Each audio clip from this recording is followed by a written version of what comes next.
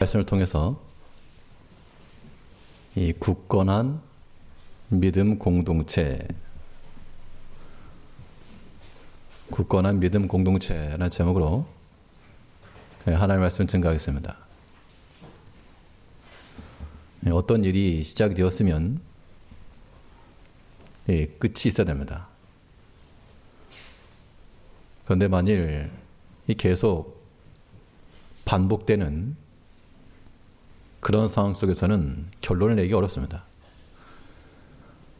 다람쥐 쳇바퀴 도는 것처럼 돌긴 도는데 항상 제자리 걸음이고 수고는 하는데 별 없어 보이고, 우리는 신앙적 결론을 도출하며 사는 사람들 되어야 됩니다.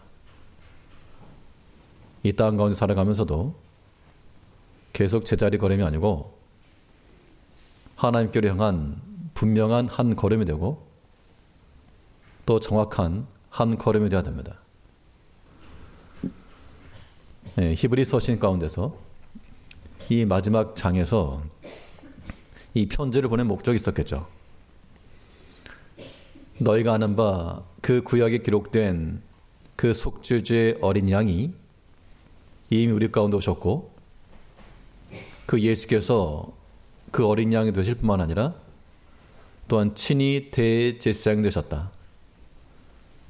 이제 더 이상 뒤로 돌이키지 말고 이 어려움과 혼란 속에서 믿음을 지키며 살아가라. 그래서 이 개인의 믿음이 중요하고, 또 너희가 함께하는 공동체의 믿음을 세워나가기 힘을 써라. 이것을 결론으로 마치겠습니다. 그러면 우리가 이 믿음의 견고한 공동체를 세워나가기 위해서 우리 개인의 신앙만 아니라 함께하는 이 공동체, 이 믿음 공동체를 위해서 우리가 어떠한 요소들을 지니고 있어야 될 것인가, 오늘 본 말씀을 통해서 살펴보겠습니다. 첫 번째 요소는 이 믿음의 견고한 성을 위해서 순종함이 필요하다고 했습니다.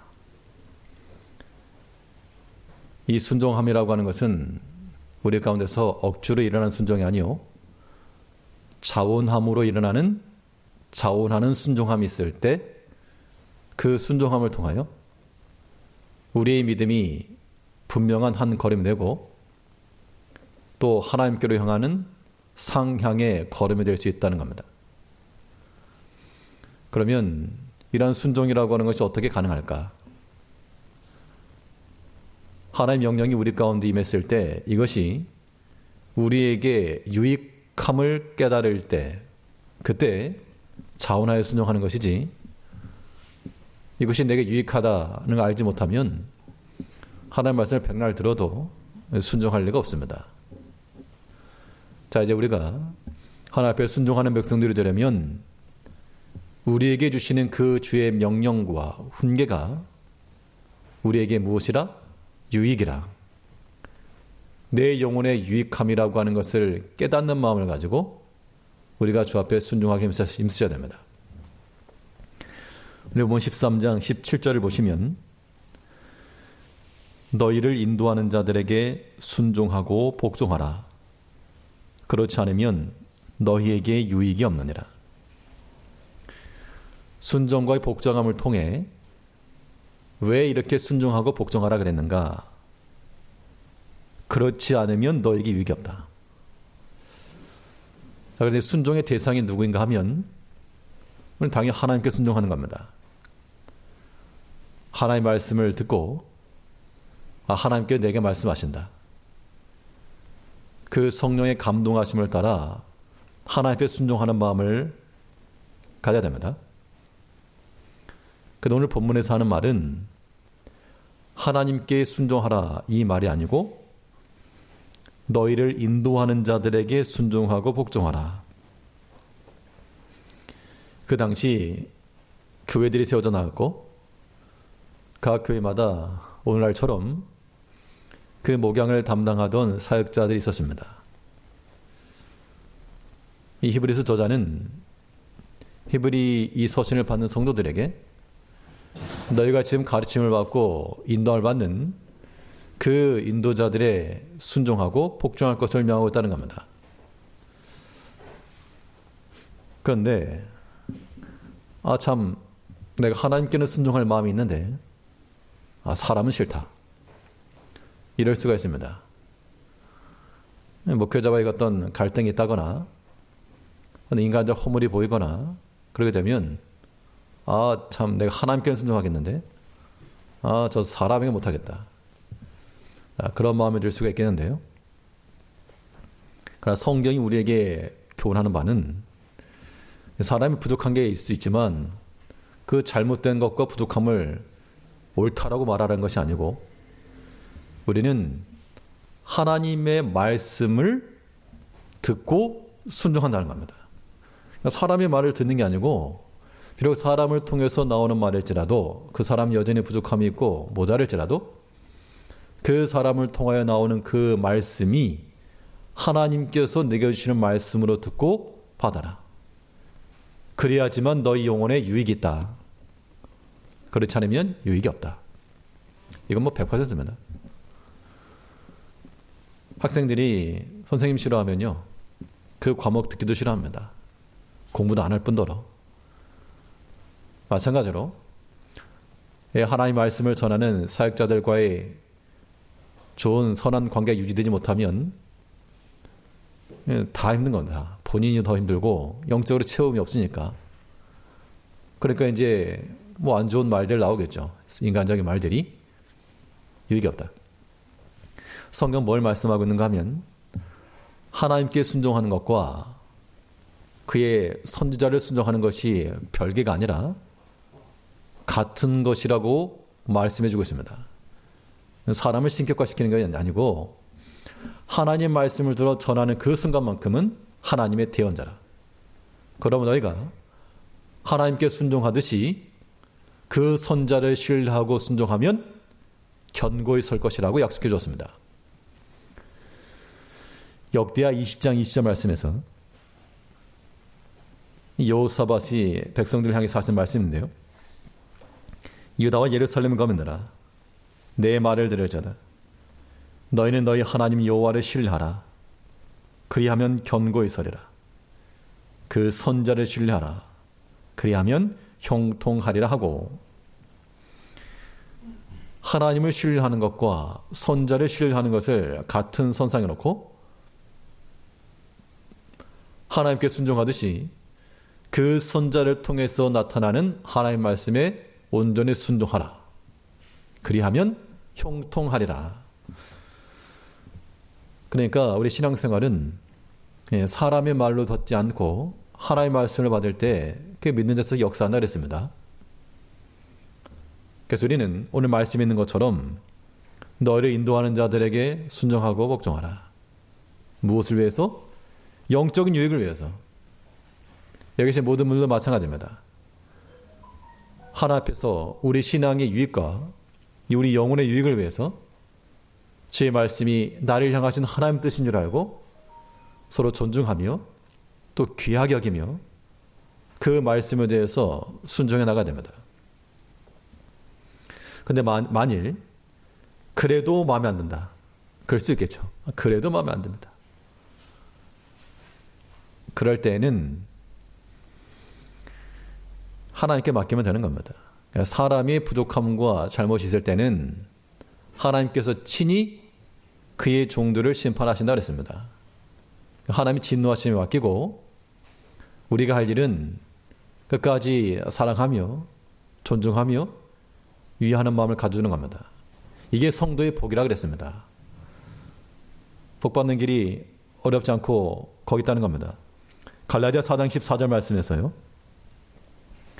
갈라디아 4장 14절 말씀을 보시면 너희를 시험하는 것이 내 육체에 있으되 이것을 너희가 없인 여기지도 아니하며 버리지도 아니하고 오직 나를 하나님의 천사와 같이 또는 그리스도 예수와 같이 영접하였도다. 이 갈라디아 교인들이 볼 때에 바울이 아무리 복음을 전하는 사도였어도 교인들에게 시험이 될 만한 것들이 있었다는 겁니다. 만약 어떤 내적인 문제라 그러면 내가 감출 수가 있고 말 안 하면 모를 수가 있죠. 그런 것들 때문에 성도들의 신경을 쓰거나 시험이 될 것도 없는데 이건 어떻게 감출 수도 없고 숨길 수도 없이 겉으로 드러난 그러한 육체의 시험거리였다. 이게 무슨 눈병이었을지 무엇인지 알 수 없으나 그 시험거리가 있을 때 그 갈라디아 성도들이 저거 이제 더 이상 못 쓰겠다. 가르치워라. 저래가지고 어떻게 더 복음을 전하고 사역하겠는가. 그렇게 하는 것이 아니라 그 시험거리가 여전히 있었지만 뭐하지 않고 업신여기지 않고 버리지도 않고 하나님의 천사와 같이 그리스도 예수와 같이 영접하였도다. 이건 사람을 그렇게 대하라, 그렇게 대해달라 그런 의미가 아니고 마치 하나님을 대하는 것처럼 그 마음을 가지고 섬기고 아끼고 사랑할 때 14절 말씀 다 안 읽었지만 그 뒤에 보면 너희의 복이 어디 있느냐. 예전에 갈라디아 교인들이 바울에 대해서 그랬는데 이제 바울 사도가 떠난 이후 아마 교회가 어지럽던 모양입니다. 그 혼동스러웠을 때 물론 복음을 전한 사역자들의 부족함과 약함이 있어서 너희가 동의할 수 있으나 그러나 그건 하나님께 맡기고 왜 남의 종을 네가 판단하려 하느냐. 하나님의 종은 하나님이 판단한다. 걱정하지 말아라. 내 자신을 돌아보고 너는 하나님께서 맡기신 그 사역자들에 대해서 업신여기지 말고 사랑하고 마치 하나님의 천사와 같이 여겨라. 그런 마음을 가진 겁니다. 어떤 목회자가 성도 한 분 한 분 개개인에 대해서 좀 약간 약함이 있다 그래서 무시하거나 업신여기거나 관심 받게 해준다 그러면 굉장히 서운하시겠죠. 목회자 같은 입장일 겁니다. 나는 한 사람이니까 상관없겠지가 아니라 한 사람 한 사람이 한마디씩만 던져도 100명이면 100마디요. 200명이 200마디인데 그런 것들이 아픔이 될 수 있죠. 그 둘째 치고 성도의 복이라고 하면 하나님의 말씀을 증거하는 그 사역자들에 대해서 업신여기지 않고 천사와 같이 그래서 예수와 영접하면 하나님께서 그 섬기는 마음을 귀하게 여기시고 복을 내리신다. 잘못된 것은 하나님이 심판하신다. 하나님께서 사울을 왕으로 세우셨습니다. 근데 사울이 불순종했죠. 그때 사무엘이 사울에 가지고 네가 그래가지고 왕 되겠느냐. 당장 때려쳐라. 내가 내일부터 다른 왕 섭외하러 간다. 그렇게 하지 않았고 사울을 두 번 다시 얼굴을 보지 않았는데 그를 미워해서가 아니라 사울을 위하여 심히 슬퍼했기 때문에 그랬다 그랬습니다. 이때 사무엘은 사울에게 하나님의 뜻을 전하고 나서 그 어떤 인간적인 마음을 가지고 그래가지고 무슨 왕을 하겠느냐. 그렇게 업신여간에 비난하지 않았다는 겁니다. 그럼 어떻게 됐습니까? 하나님께서 바꿨죠. 하나님께서. 그러니까 수를 안 써도 하나님께서 때가 되면 사울을 들어 패하시고 다윗을 들어 왕으로 세우셨다는 겁니다. 그러니까 우리가 믿음의 견고한 공동체가 되어나가려면 절대 이 불란함이 없어야 됩니다. 성도 간의 불란함도 당연히 없어야 되겠고 더더욱 중요한 것은 목회자와의 그러한 트러블이나 막힘이 없어야 됩니다. 그 막힘이 있게 되면 뭐가 없다? 유익이 없다. 심판은 누가 하신다? 하나님이 하신다. 그러니까 그런 걸 염려하지 말고 부족함이 보이거든 자기 자신을 도리어 돌아보고 우리가 남 얘기할 바가 못 되죠. 우리 사실은. 우리 자신을 돌아보면서 서로 사랑하고 아끼는 마음을 가지고 순종해 나갈 때 이것이 우리의 믿음을 더 견고하게 하는 길이 된다. 이 순종을 행할 때에는 자원하여 순종할 때는 이 순종함이 우리의 유익함이 될 줄 알고 순종할 것이요. 또 순종하는 백성들에게는 어떤 마음이 필요한가 하면 순종행할 때에 예, 즐거운 마음으로 하요. 즐거운 마음. 억지로 그냥 마지못해서 끌려가듯이 하지 말고 믿음을 해서 순종할 때는 즐거운 마음을 가지고 가라. 즐거운 마음으로 순종하게 되면 어떤 결과가 온다 그랬습니까?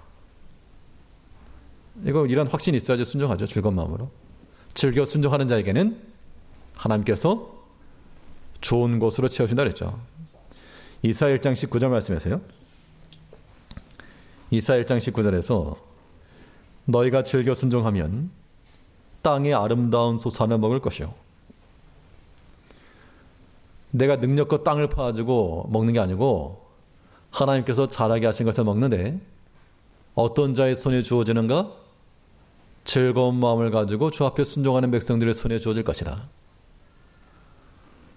그러니까 머리 좋은 사람은 자기 머리 믿고 살고 더 좋은 사람은 하나님 믿고 사는 겁니다. 우리 하나님 앞에 순종할 때는 마음에 동함이 일어나고 그냥 끌려가듯이 하지 마시고요. 하나님 섬기는 건데 즐거운 마음을 가지고 예배당에 오며 즐거운 마음으로 기도하는 자리에 들어가고 즐거운 마음으로 힘써 주 앞에 봉사해 나가는 것, 이것이 우리의 믿음의 공동체를 세워나가는 중요한 초소인 겁니다. 하나님께서 우리에게 가장 기뻐하는 것이 무엇입니까? 성경이 증거하는 바 하나님께서 우리에게서 가장 기다리시고 즐거워하시는 것이 순종이라고 그랬죠. 그럼 하나님께서 우리에게 순종을 기뻐하시니까 우리도 하나님께 순종할 때 기쁜 마음을 가지고 순종하는 것이 지극히 합당하다는 겁니다. 다른 것으로 하나님 즐겁게 해드리겠다. 다 필요 없고 그 목소리 순종하는 것을 하나님이 가장 기뻐하시니까 하나님께서 우리에게 주시는 말씀을 따라 우리가 섭리 가운데 미세한 음성 가운데 우리에게 주시는 그 말씀을 온전히 듣고 끝까지 순종해내셔야 됩니다. 사무엘상 15장 22절에서요. 사무엘상 15장 22절에서 여호와께서 번제와 다른 제사를 그 목소리 순종하는 것을 좋아하심같이 좋아하시겠나이까. 순종이 제사보다 낫고 듣는 것이 수양의 기름보다 나으니. 사울이 하나님 앞에 제사 드리겠다고 하나님께서 다 멸하라고 명하신 그 아말렉 진영에서 비실비실한 것들은 명령을 따라 다 죽였으나 통통한 거, 살찐 거, 기름진 거, 좋아 보이는 거, 그거는 살려줬다는 겁니다. 나중에 사무엘이 가지고 뭔 소리입니까? 했더니 당신의 하나님께 제사하려고 남겨놨다.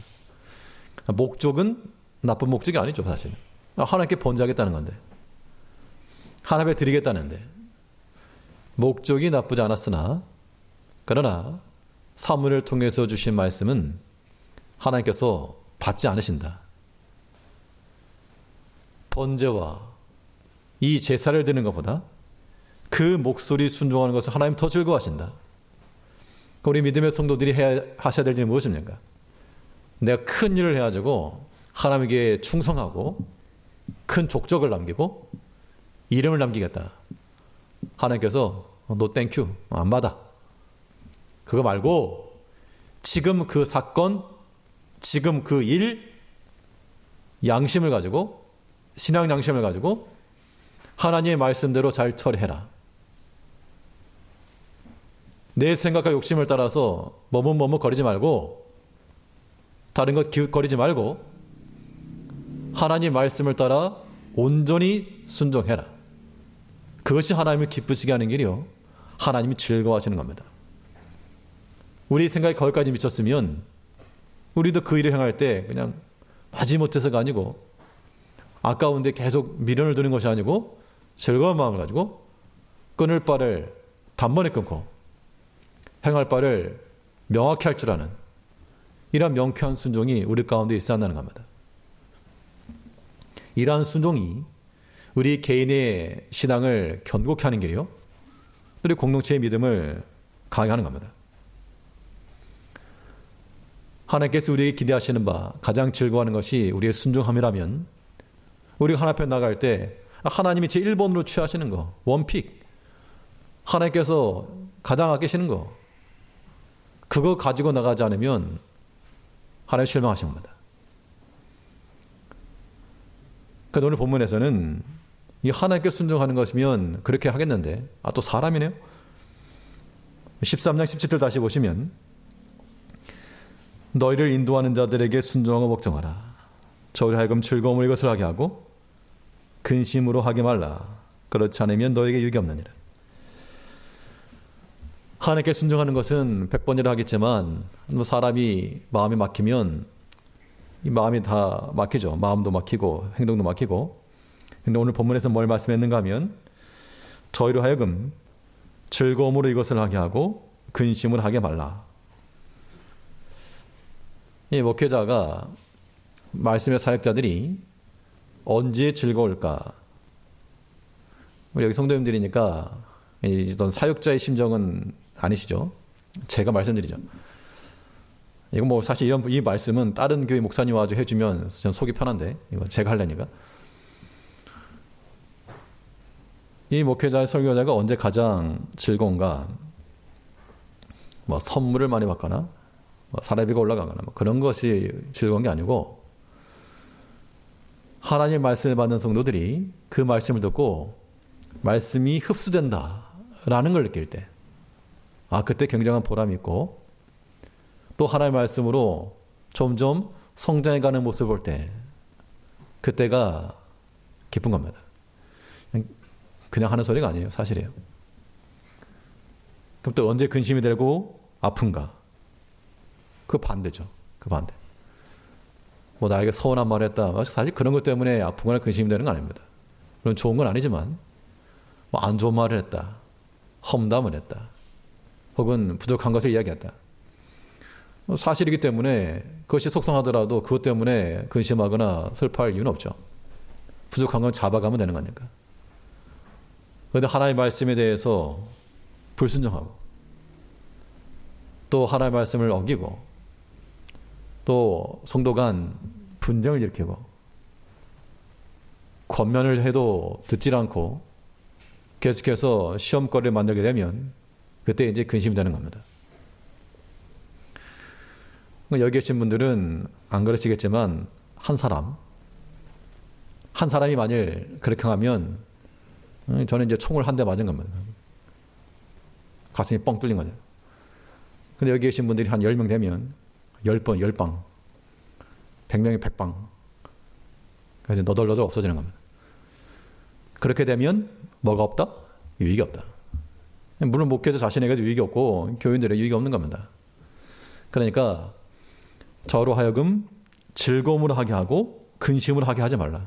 그러니까 하나님의 말씀을 잘 듣고 그 말씀에 순종하고 하나님의 말씀 사랑하고 예배에 힘써 참여하고 기도에 열심하고 봉사하며 이런 일에 힘을 쓰는 것이 내 개인의 신앙과 공동체 신앙과 하나님의 교회를 위한 좋은 길이 되는 겁니다. 그런데 그렇지 않고 자꾸 신경 쓰고 또 아무게 어떤 분이 또 이렇게 얘기를 하고 또 그런 마음으로 또 아파하고 시험에 들고 얼마나 마음이 근심이 되겠습니까? 물론 그런 분들을 위해서 기도하고 또 돌아보고 그러면서 함께 성장하는 것이지만 그게 너무 지나치게 되면 털썩 주저앉아 버리게 되면 유익이 없다. 그러니까 전설했던 것처럼 부족함이 있을 때 사울처럼 모자람이 있을 때 심판 하나님 하니까 걱정하지 마시고 하나님께서 적당한 때에 뭐 드러내면 드러내시니까 그런 걸 염려하지 마시고 하나님께 주시는 말씀을 비록 사람을 통해서 줄지라도 이거 하나님이 내게 주신 말씀이다 로 받고 서로 아끼고 위해 줘야 됩니다. 그러니까 목회자가 성도를 아끼고 사랑해야 되는 것처럼 성도님들도 목회자에 대해서 참 귀한 마음을 가지셔야지 그래 은혜를 받지. 그렇지 않으면 영혼의 유익이 없다. 히브리서 저자가 그 당시 성도들에게 했지만 오늘 우리 제일교회도 똑같은 말씀을 주신 줄 알고 그리고 하나 앞에서나 또 하나님의 말씀 앞에서나 항상 겸손히 순종하며 또 형제간 또 목회자와 성도간 서로 귀히 여기며 존중하고 그래서 근심이 아니라 즐거움으로 주의 일을 잘 감당해 나갈 수 있는 그런 복된 제일교회가 되기를 바랍니다. 두 번째로 이 믿음의 견고한 공동체 이루어가려면 우리에게 무엇이 필요할까? 교회에 있어서 중요한 요소는 마음을 다한 기도입니다. 예수님께 친히 증거하시기를 저는 이 성전은 만인의 기도하는 집이라. 기도하는 집인데 기도를 안 하면 그건 그냥 집이죠. 우리 성도의 정체성이라고 하는 것은 하나 앞에 엎드리는 데 있습니다. 기도의 내용이 뭐냐 이걸 보려는 게 아니고 뭘 구했냐 그게 아니라 하나님 앞에 엎드리는 그 행위 자체가 우리 신앙 고백인 거죠. 기도라고 하는 것은 기도의 대상이죠. 누구에게. 뭐 벽에다 얘기하는 거 아니니까. 그 하나님께 기도하는 것 자체가 우리 신앙 고백입니다. 이런 기도가 우리 가운데 있을 때 바른 기도가 되려면 이것저것 다 해본 다음에 마지막 수단으로서의 선택의 기도가 아니요. 가장 먼저 나오는 제1번으로 나오는 선 기도가 되어야 됩니다. 우리 하나님 앞에 기도하는 것이 우리가 선택할 수 있는 첫 번째 요소요. 선두가 되어야 됩니다.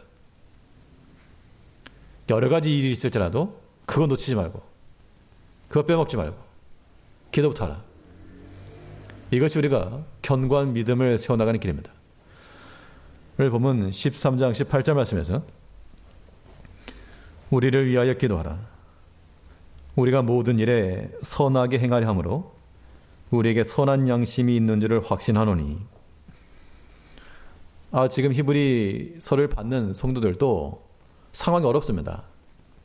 고난과 핍박이 있는 그 시점에 지금 이 편지를 보낸 분들은 그 지도자급인데 당신이 우리를 위해 기도해 줘야지 기도를 요청하는가.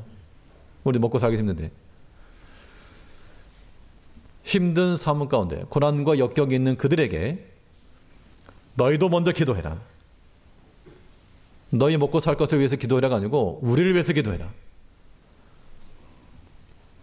우리 하나 앞에 나갈 때는 기도할 때도 개인 기도하실 때도 마찬가지입니다. 우리 자식 걱정, 자식 기도하고 집안 문제 기도하고 이런 게 보통 얘기했으나 순서를 바꿔가지고 우리를 위하여 먼저 기도하고 교회를 위해서 먼저 기도하고 또 목회자를 위해서 또 기도해 주시고 또 우리 믿음의 형제들을 위해서 서로 돌아보고 또 비록 내가 지진하지 않을지라도 하나님께 세우신 질서를 따라 모든 지도자들을 위해서 기도해주고 나라의 평화를 위해서 기도하고 그리고 자기 것은 맨 나중에 기도하고 그럼 기도가 길어지죠. 그렇게 기도하면 우리 것을 특별히 구하지 않아도 하나님께서 구하기 전에 아신 하나님께서 우리에게 좋은 것으로 주지 않으실까? 당연히 주시죠. 고난당할 때 너희가 할 것이 무엇인가? 야고보 5장 13절에서는 너희 중에 고난당하는 자가 있느냐? 저는 기도할 것이요. 즐거워하는 자가 있느냐? 저는 찬송할지니라. 고난당할 때 우리가 할 수 있는 첫 번째 요소는 사람 찾는 거죠. 누가 날 도와줄까?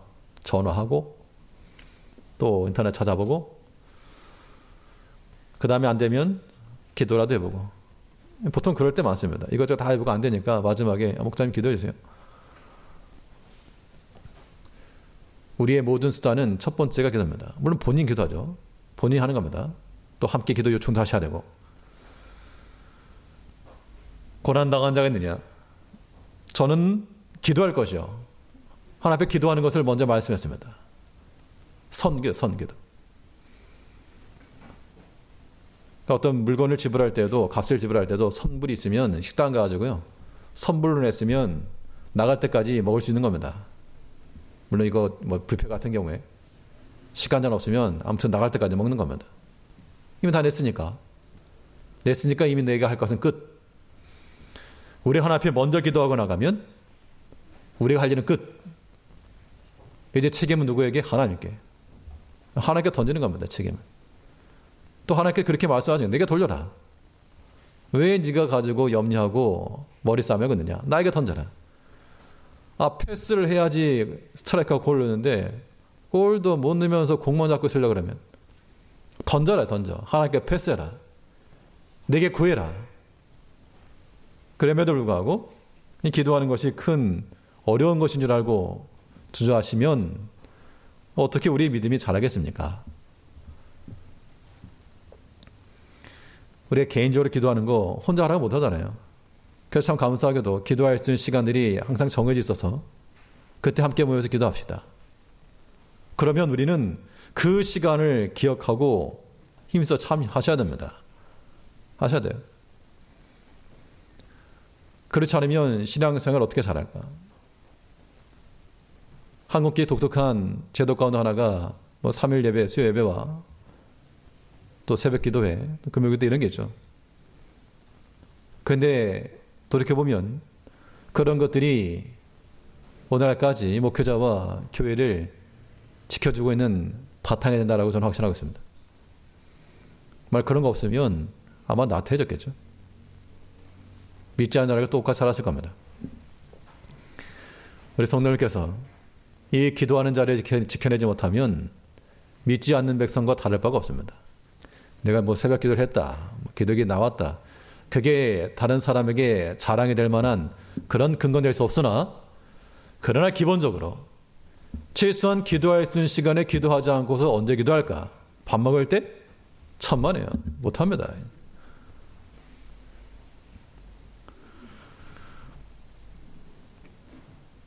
믿음으로 성장하고 믿음으로 자라길 바라는 마음이 있다면 하나님 앞에 힘써 기도하시길 힘써야 됩니다. 좋은 걸 준다는데 왜 안 하는가? 하나님께서 우리가 기도하게 되면 하나님께서 우리에게 넘치도록 부어준다는데 왜 안 할까? 부모님들이 자녀들이 좋은 걸 줘도 안 먹으면 속이 터지죠. 좀 먹어라 좀. 맨날 사탕이나 먹으려고 하고 햄버거나 먹으려고 하니까 그걸 보면 그 부모의 심정이 어떻겠냐 그 얘기입니다. 성도님들이 믿음의 정상함이 있으려면 목회자의 심정을 가지고 그거 나도 하겠다. 편하겠다. 그렇게만 생각하지 마시고 하나 앞에 하나님께 약속하신 바 좋은 걸 드시고 좋은 걸 잡으시고 좋은 시간들을 가지시되 하나 앞에 기도하는 이 시간을 놓치지 말고 버리지 말라는 겁니다. 이 기도라고 하는 것은 하나 앞에 우리가 할 수 있는 가장 첫 번째 요소요. 그다음에 기도할 때 또 중요한 것은 하나님의 능력을 믿고 하는 기도입니다. 하나님께 문을 열어줄 걸 믿는 거죠. 문이 열리지 않았을 때 그때 그 문 앞에 가지고 똑똑 녹화하는 겁니다. 하나님 똑똑. 다른 말 하지 않아도 하나님 아버지 찾으면 하나님께서 응답해 주시는 겁니다. 그러한 경험들이 우리 기도의 자리에 이끌어가는 겁니다. 그러한 경험들이 있으셔야 돼요. 그래야지 기도하는 자리가 채워지는 거 아닙니까? 우리가 겉으로만 신앙생활 하니까 남의 말로만 들으시죠. 그러면 안 됩니다.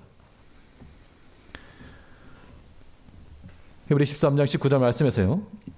내가 더 속히 너에게 돌아가기를 위하여 너의 기도함을 더 원하노라. 왜 성경이 이렇게 성도들이 싫어하고 어려워하는 기도를 계속하라 하는가? 들어와라. 여기가 살 길이 있다. 왜 안전한 곳을 놔두는가? 왜 영혼에 유익함 있는 곳을 마다하는가? 그러니까 아는 사람들에게 있어서는 이해가 안 되는 겁니다. 왜 맨날 아침마다 라면만 먹으려고 그러느냐? 좋은 거 있는데. 냅둬요 그러면 냅둬야지 어떡합니까? 그러나 성경이 말하는 바는 우리를 위해 힘써 기도하라.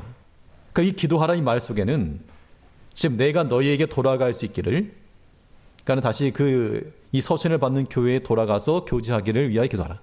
지금 문이 열렸다는 겁니까? 안 열렸다는 겁니까? 안 열렸다는 얘기죠. 길이 막혀있는 시점에서 아무런 가망도 보이지 않고 답답한데 그 시점에 하나 앞에 문을 열어달라 기도해라. 이게 기도라는 겁니다. 기도하실 때마다 일이 잘 어려울 때마다 이 말씀 기억하시면 좋을 것 같은데요. 사도행전 27장 25절입니다. 사도행전 27장 25절에서 그러므로 여러분이 안심하라. 나는 내게 말씀하신 그대로 되리라고 하나님을 믿노라. 이제 배를 타고 죄인으로 호송되어 가는 과정 속에서 풍랑이 일어나가지고 구원의 여망이 다 없어진 상태입니다. 그러면 파도가 좀 잔잔해진 다음에 내가 뭐하니? 이제 기상학적으로 괜찮다. 그렇게 말한 게 아니고 여전히 구원의 소망이 없고 여전히 바람은 세고 배는 심히 흔들리고 그 상황 가운데서 안심하라. 내게 말씀하신 그대로 되리라고 나는 하나님을 믿노라. 그러므로 이 하나님 앞에 기도하고 참으로 하나님을 신뢰하는 백성들은 그 마음 가운데 무엇이 임한다? 평안이 임한다. 이런 게 있어요. 참 내가 해결할 수 없는 문제들이 있는데 뭐라 설명할 수 없는 그냥 평안한 마음. 답은 없는데 그래도 그냥 어떻게 걱정이 안 되고 이거 아무런 생각 없이 산다는 그런 의미가 아니고 하나님을 믿는 마음 속에서 하나님께서 지켜주실 거, 인도주실 거, 그 믿는 마음으로 우리 마음에 평안함이 임할 때까지 그때까지 기도하는 겁니다. 그래서 우리 기도할 때는 뭐 하지 말고 마음에 염려하지 말고 의심하지 말고 기도하라. 그렇게 말씀했죠. 야고보 1장 6절에서는 오직 믿음으로 가고 조금도 의심하지 말라. 의심하는 자는 마치 바람에 밀려 요동하는 바닷물결 같으니. 왜 우리가 그러면 염려가 되고 불안하고 흔들릴까요? 말씀 그대로입니다. 믿음으로 구하지 않았으니까. 믿음으로 구하면 하나님께서 이루실 것을 확신이 있기 때문에 지금 당장 연단과 고난의 때가 있을지라도 견뎌낼 수 있다는 겁니다. 사람의 마음을 가지고 욕심을 따라 구하니까 여전히 염려와 불안이 가득한 겁니다. 내려놓으면 돼. 잃어버릴까봐 염려하면 마음 불안하고요. 아예 내려놓을 생각하게 되면 들고 있으면 들고 있는 대로 감사하고 내려놔야 되면 어차피 내려놓으려고 그랬으니까 그래 감사하고 마음이 평안해지는 겁니다. 우리 심령의 평안함을 가지고 하나님 앞에 나아갈 때 그 마음 상태로 기도하면 하나님께서 역사해 주시는 겁니다. 그게 문 앞에서 하나님께서 그의 능력으로 문을 열어주기를 구하는 마음으로 우리의 개인의 신앙과 우리 교회 공동체를 위해서 우리는 하나님 앞에 힘써 순종하고 또 하나님 앞에 우리의 모든 것을 아뢰어 하나님께서 이루어 주셔가는 이 삶을 우리가 살아간다는 겁니다. 이 한 주간에도 하나님께 순종하듯이 주의 말씀을 순종하시고 사랑하시고 그러려면 주중에 저를 많이 보셔야 됩니다. 저를 많이 볼 수 있는 방법은 온라인에서 볼 수 있습니다. 아마 저를 자주 만나셔야 됩니다. 가끔 오지 마시고 하나님 말씀 들으시고 그 말씀 내게 주신 말씀을 알고 의지하여 기도하고 나갈 때 하나님께서 그 마음을 평안으로 채우시고 또 우리가 알지 못하는 선한 길로 인도하실 겁니다. 그 믿음을 가지고 온전히 순종하며 기도하며 나가는 모든 성도님들 되시길 바랍니다. 기도하겠습니다. 우리를 사랑하신 아버지 하나님, 하나님께서 우리에게 주신